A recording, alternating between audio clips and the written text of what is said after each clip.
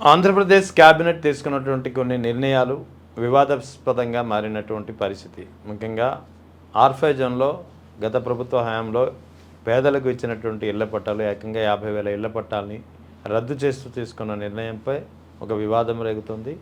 మరోవైపు అమరావతి నిర్మాణాలకు సంబంధించి కేవలం అద్దాల డెకరేషన్ వంటి పనులకు 2,548 కోట్లు వెచ్చించడం, దీనిపై కూడా ప్రశ్నలు వినిపిస్తున్నాయి.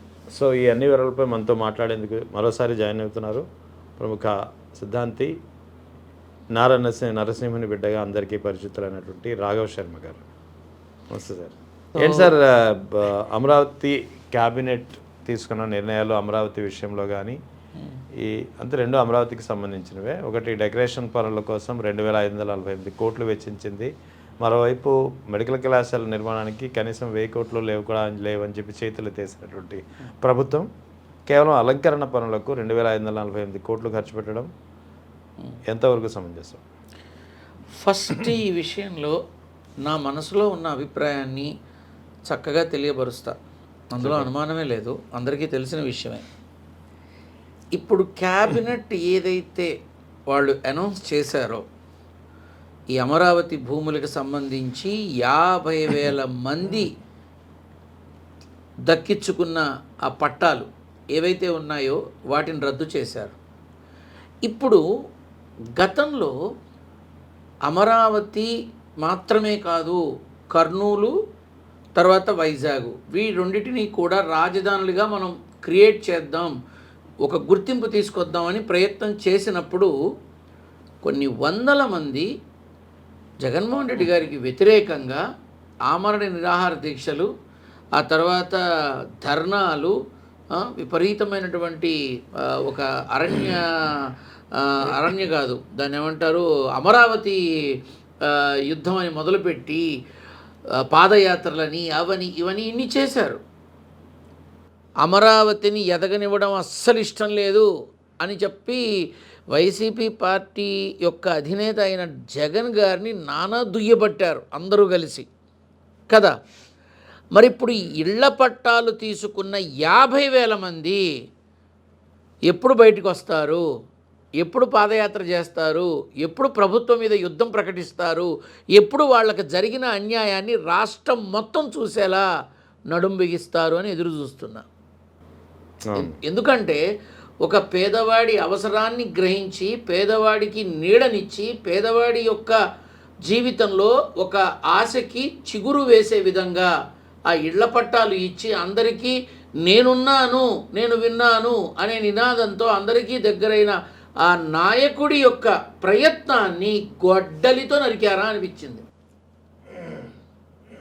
అంటే ఇక్కడ విషయం ఏంటంటే పేదలకి ఇచ్చిన ఇళ్ల పట్టాలని రద్దు చేయడం అంటే దేనికోసం, ఎవరి కోసం? ఇప్పుడు బాహ్య ప్రపంచంలో జనాలు ఏమనుకుంటారు, వాళ్ళకి కట్టబెట్టి వాళ్ళకి లీజులకి ఇవ్వడానికి వాళ్ళకి అమ్ముకోవడానికే ఈ పని చేశారు అనుకుంటారు సహజంగా రాష్ట్ర ప్రజలంతా కూడా. అయితే ఈ ఇళ్ల పట్టాలు రద్దు చేసే ముందు ఆ 50,000 మందికి ఏం న్యాయం చేశారు ప్రభుత్వం తరపున? ప్రభుత్వం తరపున ఏం న్యాయం జరిగింది? డబ్బు ఇచ్చారా, స్థలం ఇచ్చారా, ఇంకేదన్నా అవకాశం కల్పించారా? ఆల్రెడీ ల్యాండ్ పుల్లింగ్ విషయంలో తీసుకున్న ల్యాండ్స్కే చాలా వరకు ఇప్పటికీ ఒక క్లారిటీ లేదు. ఇప్పటికీ ఎవరు వచ్చి ముందుకి 100కి 100% జరిగింది అని చెప్పిన అధికారి లేరు, నాయకులు లేరు. అమరావతి కోసం తీసుకున్న ల్యాండ్ ఏదైతే ఉందో ఆ ల్యాండ్ పుల్లింగ్ విషయంలో ఎంతమంది రైతులకి సమన్యాయం జరిగింది ఉందా ఎక్కడన్నా లిస్టు? తెలియదు. ఎవరన్నా డిస్ప్లే చేశారా? తెలియదు. అమరావతిలో ఏమైనా బోర్డు ఉందా, ఈ రైతు ఈ ల్యాండ్ ఇచ్చాడు కాబట్టి ఆ రైతుకి ఈ ఇల్లు ఇచ్చాము, ఈ పలానా చోట ప్లాట్ ఇచ్చాము, పలానా చోట డబ్బు ఇచ్చాము అని ఏదైనా ఇన్ఫర్మేషన్ ఉందా? అది లేదు. ఇక్కడ ఏమవుతుందంటే పార్టీల మధ్య ఏదైతే యుద్ధ వాతావరణం ఉందో అది ఇప్పుడు నెమ్మదిగా ప్రజల్లోకి వెళుతోంది. రాజకీయపరమైన రణరంగం ఏదైతే ఉందో అది ఉండాలి, అది ఉంటేనే నిజమైన మనిషి ఎవరో తెలుస్తారు. కానీ ఇప్పుడు ఇదేమైంది, 50,000 మంది పేదవాళ్ళ నీడని ఒక్క దెబ్బకి తుడిచేశారు. అంటే ఇక్కడ ఇంకోటి, వీళ్ళు గవర్నమెంట్ ఆ క్యాబినెట్ నిర్ణయంలో 50,000 ఇళ్ల పట్టాలని రద్దు చేస్తూ ఒక కారణం చెప్పింది, సామాజిక సమతుల్యత దెబ్బతింటుందని. గవర్నమెంట్ 50,000 మందిలో అంటే సామాజిక సమతుల్యత దెబ్బతింటుందని గవర్నమెంటే చెప్పడం అంటే దాని ఆంతర్యం ఏంటి? అంటే ధనికులు అక్కడ ఉండకూడదా? ధనికులు ఉండకూడదు, ధనికులు మాత్రమే ఉండాలా? అంటే ఇక్కడ రెండు ఆలోచించవచ్చు. ఒకటి స్వలాభం కావచ్చు, లేదా స్వార్థ ప్రయోజనాలు కావచ్చు, లేదా వాళ్ళ ఆధీనంలో ఉండాలి అనే ఆలోచన కావచ్చు. ఈ మూడిట్లో ఏదన్నా కావచ్చు. 50,000 మందిలో అన్ని కుల మత వర్గాలు అన్నీ ఉంటాయి, ఖచ్చితంగా అన్నీ ఉంటాయి. సింహభాగం పేదవాడు ఉంటాడు. పేదవాడికేగా ఇల్లు ఇవ్వాల్సింది, పేదవాడికేగా నీడనివ్వాల్సింది, పేదవాడికేగా వైద్యము, పేదవాడికేగా చదువు ఇవ్వాల్సింది. ఆ పని చేయడం కోసమే 50,000 మందికి ఆ వచ్చిన అవకాశం ఏదైతే ఉందో, అమ్మయ్య బతుకు జీవుడా అని అనుకున్న తరుణంలో ఇటువంటి నిర్ణయం 50,000 మందికి అన్యాయం కలిగించడమే, 50,000 మందికి నీడని తీసేయడమే. అయితే ఇప్పుడు వీళ్ళు చెప్పినట్టు ఈ 50,000 మంది ఇప్పుడు ఒక్కసారి కనుక రోడ్డు మీదకి వస్తే పరిస్థితి ప్రభుత్వం నియంత్రించగలదా? వస్తారేమో. నాకైతే ఒకటే అనిపిస్తోంది, ఇప్పుడు ఉన్న ఈ నిర్ణయం ఇదొకటి. రెండోది, మింగ మెతుకు లేదు మీసానికి సంపంగి నూనె అన్నట్ట ఎవరో పెద్దవాళ్ళు పురాణాల్లో.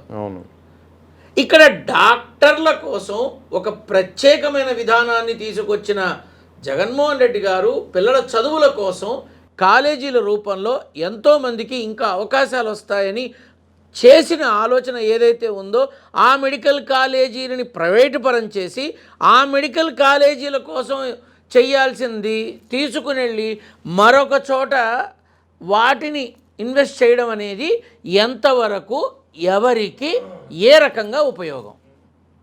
ఇప్పుడు ఏదైతే అమరావతిలో కన్స్ట్రక్షన్ సెగ్మెంట్లో ఏదైతే వీళ్ళు చేద్దామని అనుకుంటున్నారో దానికి ఉన్న డబ్బులో సగం పెడితే ఇక్కడ మెడికల్ కాలేజీలు అయిపోతాయి, సగం పెడితే మెడికల్ కాలేజీలు అయిపోతాయి.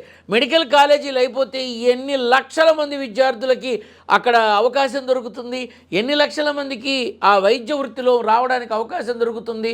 ఒకసారి ఆలోచిస్తే బాగుంటుంది. ఇక్కడ అందము అలంకారము అది అవసరమే, అవి తప్పకుండా అవసరమే. కానీ ఇక్కడ ప్రాథమికంగా అవసరమైనది ఏమిటి? దేన్ని మనం ప్రజలకి ధారాదత్తం చేయాలి, దేనిలో మనం ముందడుగు వెయ్యాలి, దేన్ని తీసుకొచ్చి ప్రజలకు అప్పగించాలి, అప్పుడు మన బలం ఇంకెంత పెరుగుతుంది అనే ఆలోచనలో ఉండి దానికి చేయాల్సింది కనీసం సగమన్నా ఉంటే అన్ని మెడికల్ కాలేజీలకు సంబంధించిన ప్రతి ఒక్క అవసరం తీరుతుంది. కానీ ఇక్కడ ఏమవుతోంది, అమరావతి అందాలు సొబగుల కోసం పూర్తిగా అటువైపు వెళితే ఇక్కడ ఇబ్బంది వస్తుందేమోనని రాష్ట్ర ప్రభుత్వ క్యాబినెట్ ఆలోచిస్తే బాగుంటుందని నా అభిప్రాయం. కానీ వాళ్ళు అలా చెయ్యట్లా. ఇక తెలుగుదేశం వర్కింగ్ ప్రెసిడెంట్గా నారా లోకేష్ బాధ్యతలు తీసుకున్నారు, దీన్ని ఎలా చూడాలి? నాకు అవకాశం దొరకట్లేదు. దొరికితే చంద్రబాబు నాయుడు గారిని బాబుగారు అని చక్కగా నేరుగా నాకున్న అనుమానాలు ఆయన అడిగి తీర్చుకోవాలని ఉంది. ఏంటవి? చంద్రబాబు నాయుడు గారు ఇది 4వ ముఖ్యమంత్రిగా ఇన్ని సంవత్సరాల గడచిన 40-50 ఏళ్ల ఈ రాజకీయ ప్రయాణంలో వైఎస్ఆర్ గారితోనూ ఆయన అత్యంత చెలిమితో ఉన్నటువంటి వ్యక్తి, వైఎస్ఆర్ గారితో కలిసి పనిచేసిన మనిషి. మూలం అక్కడే వైఎస్ఆర్ గారి దగ్గరే మొదలైంది ఇది. ఆ తర్వాత సరే, ఇక తర్వాత పరిణామాలు కావచ్చు, పార్టీలు భూ కబ్జాలు చేసినట్టు కబ్జాలు కావచ్చు, ఏమన్నా కావచ్చు, మనకు అనవసరం. కానీ ఆయనతో కలిసి 40 ఏళ్ళు ప్రయాణం చేసినటువంటి ఎంతోమంది నాయకులు ఉన్నారు. 6-7 సార్లు శాసనసభకి వెళ్ళిన వాళ్ళు ఉన్నారు, 5-6 సార్లు మంత్రివర్గంలో 5 సంవత్సరాలు ఉన్నవాళ్ళు ఉన్నారు, 2-3 సంవత్సరాలు కూడా మంత్రివర్గం చేసిన వాళ్ళు ఉన్నారు, నామినేటెడ్ పదవుల్లో చైర్మన్గా వాళ్ళ సర్వీసులు అందించిన వాళ్ళు ఉన్నారు. తెలుగుదేశంలో 150 మందో 170 మందో కీలకమైన నాయకులు ఉన్నారు. వీళ్ళందరూ ఇంత అనుభవజ్ఞులు, ఇంత రాజకీయ నైపుణ్యం కలిగిన వాళ్ళు, వీళ్ళందరినీ పక్కన పెట్టి లోకేష్ బాబు అనబడేటటువంటి వ్యక్తి ఒక ట్రంప్ కార్డ్ లాగా సీఎం గారు అబ్బాయి అనే ఒకే ఒక దాని మీద ఆయన ప్రెసిడెంట్ అయ్యారా అని అనిపించింది. ఎందుకంటే చంద్రబాబు నాయుడు గారితో కలిసి ప్రయాణం చేసిన వాళ్ళలో ఒక్కళ్ళు కూడా లేరా వర్కింగ్ ప్రెసిడెంట్ అర్హత సంపాదించిన వాళ్ళు? ఒక్కళ్ళు కూడా. కాకపోతే ఏంటంటే అక్కడ మాట్లాడడానికి ఆస్కారం లేదు. నాయకుల్లో, తెలుగుదేశం నాయకుల్లో చాలామందికి ఉంటుంది. చాలామందికి అసలు అయ్యన్న పాత్రుడు గారిని ఖచ్చితంగా హోంశాఖ మంత్రి అవుతారో, లేకపోతే కీలకమైన ఆర్థిక మంత్రి అవుతారో, లేకపోతే డిప్యూటీ సీఎం అవుతారో అని చాలామంది అనుకున్నారు. కానీ నోటికి ప్లాస్టర్ వేసి తీసుకెళ్ళి అసెంబ్లీలో కూర్చోబెట్టారు అని అంటున్నారు. ఒక రకంగా అది నిజమే అనిపిస్తోంది నాకు కూడా. ఆయన అసలు మాట్లాడడం మొదలు పెడితే ఒక రకంగా ఉంటుంది. ఆ వాగ్దాటికే భయపడతారు. అటువంటి మనిషిని కాముగా తీసుకుపోయి కూర్చోబెట్టడం శ్రీకాకుళంలో ఎంతమందికి నచ్చింది? ఎంతమంది దాన్ని వ్యతిరేకించారు? వెళ్ళి ఎంక్వైరీ చేస్తే తెలుస్తుంది. సో ఇలా చాలామంది మౌనంగా ఉన్నారు, ఎదురు చెప్పలేరు, ఎదురు మాట్లాడరు. ఎందుకు మాట్లాడరు అనేది తెలియదు. ఇప్పుడు చంద్రబాబు నాయుడు గారి కొడుకు కాబట్టి అవుతాడయ్యా, అంతే, కాబట్టే అయ్యారు. ఇప్పుడు రేపు ఆయన ముఖ్యమంత్రి కూడా అవుతాడు లోకేష్ బాబు. అప్పుడు మొదలవుతాయి ఇంకా ఇప్పుడు జరుగుతున్న వాటికి మరింతగా. గత కొద్ది రోజులుగా, చాలా రోజుల నుంచి వినిపిస్తుంది నారా లోకేష్ సీఎం బాధ్యతలు తీసుకుంటారు, ఖచ్చితంగా తీసుకుంటారు. ఎప్పుడు ఉండొచ్చు అది? ఖచ్చితంగా ఈ మే నుంచి ఆ అవకాశం చాలా గట్టిగా ఉంది. అతి తొందరలోనే దీనికి సంబంధించిన వార్తలు వెలువడతాయి, ఖచ్చితంగా వెలువడతాయి, అందులో అనుమానం లేదు. ఇప్పుడు నేను సీఎం అండి, నా కొడుకుని నేను ఏదో ఒకటి చేయాలనుకుంటా కదా, నాకు ఎవరైనా ఎదురు చెప్తారా? చెప్పరు. ఎందుకంటే ఆ పదవి అలాంటిది. ఆ పదవిలో ఉన్నప్పుడు ఎవరికి ఆస్కారం ఉండదు మాట్లాడడానికి. కానీ ఇక్కడ పార్టీ పరంగా చూస్తే ఖచ్చితంగా అనుభవజ్ఞుల్ని, ఇప్పుడు సపోజ్ ఎవరున్నా కూడా అందరి సలహాలు తీసుకోవాలి. ఇప్పుడు ఖచ్చితంగా చంద్రబాబు నాయుడు గారే చెప్తారు, ఆయన చెప్పిందే లోకేష్ బాబు గారు చెప్తారు, అంతే. లోకేష్ బాబు అంతకుమించి ఏదైనా తన సొంతంగా అయితే ఉండదు కదా. సీఎంని కాదని చేయలేరు, మంత్రుల్ని కాదని చేయలేరు, మన ఐఏఎస్ ఆఫీసర్లని కాదని చేయలేరు, ఐపీఎస్ని కాదని చేయలేదు. వీళ్ళ ఎవరిని కాదని ఎవరు ఏం చేయలేరు. కాబట్టి ఇక్కడ నాకైతే ఆయనతో కలిసి ప్రయాణం చేసినటువంటి కురువృద్ధులు చాలామంది ఉన్నారు. 40-50 ఏళ్ల అనుభవజ్ఞమైనటువంటి తెలుగుదేశం నాయకులు ఎంతోమంది ఉన్నారు. అటువంటి వాళ్ళకి చక్కటి ప్రాతినిధ్యం, చక్కటి ప్రాధాన్యత ఇచ్చి మంచి ఉన్నతమైన స్థానాల్లో పెట్టచ్చు. మన కర్మ కాకపోతే బాకాలూదే వాళ్ళని, సన్నాయి నొక్కులు నొక్కే వాళ్ళని, ఊకదంపుడు పొగడ్తలతో ఊకదంపుడు గౌరవాలని మాట్లాడే వాళ్ళని తీసుకొచ్చి ఏమాత్రం కూర్చోబెట్టకూడని స్థానాల్లో కూర్చోబెట్టి ప్రజలలో చులకన భావం తెచ్చుకున్నారు. దారుణాది దారుణాలు చేసిన వాళ్ళ మీద ఈ రోజుకి ఆ పార్టీ క్రమశిక్షణా చర్య తీసుకోలేదు.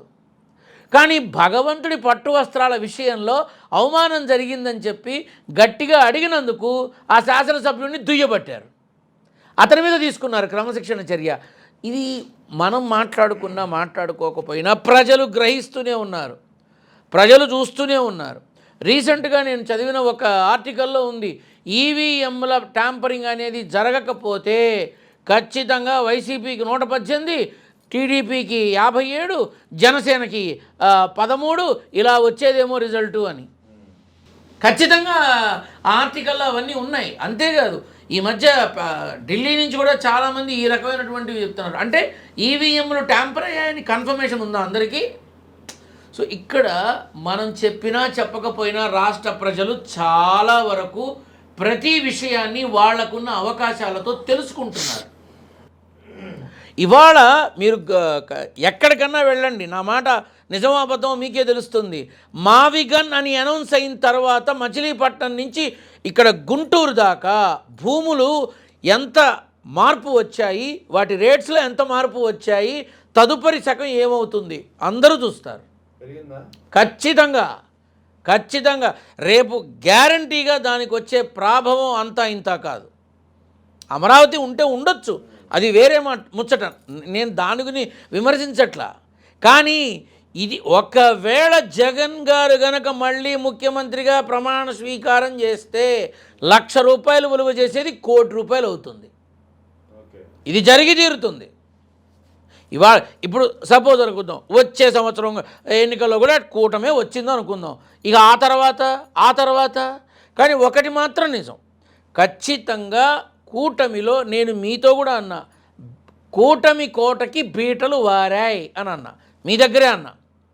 కూటమిలో విపరీతమైన విశృంఖలమైనటువంటి గొడవలు కొట్లాటలు జరుగుతాయి, కుర్చీలు విసురుకుంటారు అన్న. నా కర్మకాలి మొన్న ఏదో పిఠాపురమో ఎక్కడో బాహాబాహి కొట్టుకున్నారట, కుర్చీలు విసురుకున్నారట. వాడెవడో నాకు ఫోన్ చేసి గురువుగారు మీరు చెప్పించారా లేకపోతే జరగబోయి చెప్పారా అని అడిగాడు. ఓరి మీ అమ్మ గడుపులు వాడు నాకేం అవసరం చెప్పించడానికి, నాకేం అవసరం? జనసేన వాళ్ళని టీడీపీ వాళ్ళు, టీడీపీ వాళ్ళు జనసేనని వాళ్ళని వాళ్ళే బయట వేసుకొని వాళ్ళే అల్లరవుతున్నారు. ఇది వేరే ఏముంది ఇంక ఇక్కడ? తాజాగా ఏపీలో ముఖ్యంగా కూటమిలో ఉన్నటువంటి ప్రధానమైనటువంటి 2 పార్టీలు Telugu Desam party and Janasena party. ఇటీవల కాలంలో కాపుల్లో ఒక డివిజన్ వస్తుంది. కాపులు రీథాట్ చేస్తున్నారనేది వాదన గట్టిగా వినిపిస్తుంది. క్షేత్రస్థాయిలో కాపులు అంటే జన సైనికులకి కావలసిన చిన్న చిన్న పనులు కూడా చేయించుకోలేకపోతున్నారు, కూటమి ప్రభుత్వంలో అన్యాయం జరుగుతుందనే వాదన నేపథ్యం ఒకటి. రెండవది మరో 15 ఏళ్ళు సీఎంగా చూడాలని పవన్ కళ్యాణ్ కోరడం ఒకటి. ఈ రకరకాల కారణాలు ఏదైనా కావచ్చు. మొత్తానికి ఏది కాపు సామాజిక వర్గం అయితే 2024 ఎన్నికల్లో కూటమి వెంట బలంగా నిలిచారో ఇప్పుడు ఆ పరిస్థితి ఉండకపోవచ్చు అంటున్నారు. ఏం జరగబోతుందంటే ఏం చెప్తారు? గొడవలు ముదురుతాయి. ఇప్పటికీ పదవులు ఆశించి భంగపడి వెంటపడి రాలేదని బాధపడి చివరికి బరస్ట్ అయిపోయి మాట్లాడుతున్న చాలామంది విజువల్స్ మీరు చూడొచ్చు. కాపు సామాజిక వర్గంలో భేదాలు వచ్చాయి. ఎందుకు వచ్చాయి? ఇప్పుడు మీరు అన్నట్టుగానే వాళ్ళకి సంబంధించిన పనులు ఒక ఎమ్మెల్యే తనకి సంబంధించిన పనులు తన నియోజకవర్గానికి చేయాల్సిన పనులు చేయలేకపోతున్నాడు. ఎందుకని? తన నియోజకవర్గంలో తన ఆధీనంలో ఉన్న భూమిలో తన శిష్యుడు అదే తన కార్యకర్త ఏదైతే పెట్టుకున్నాడో దాన్ని కూడా తొలగించారు. కూటమి ప్రభుత్వం దాన్ని తొలగించింది. అంటే వాళ్ళతో సఖ్యత ఎంతవరకు ఉంది?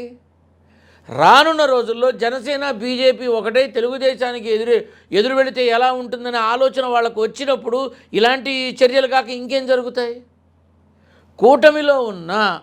కూటమిలో ఉన్న ఏ పని కావట్లేదన్న బాధ ఎంత బలంగా ఉంది జనసేనలో. సో ఇక్కడ రాజకీయంలో శాశ్వత శత్రువులు ఉండరు, శాశ్వత మిత్రులు ఉండరు.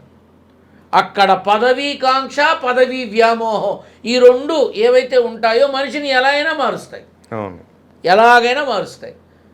ఇప్పుడు రేపటి రోజున కూటమిలో ఇలానే కంటిన్యూ అవుతుందా, లేక తెలుగుదేశం ఒక్కటే నిలబడుతుందా, జనసేన బీజేపీ ఒకటవుతాయా, లేదా జనసేన సింగిల్గా బయటకు వచ్చి పోరాటం చేస్తుందా? Let us wait and see. Just 1 year, ఎక్కువ కూడా అక్కర్లా. ఎన్నికలు 1 year ఉన్నాయని అక్కర్లా. ఇంకో 1 year తర్వాత నెక్స్ట్ 2027లోనే అందరికి అర్థమవుతుంది జరగబోయేది ఏంటి అనేది.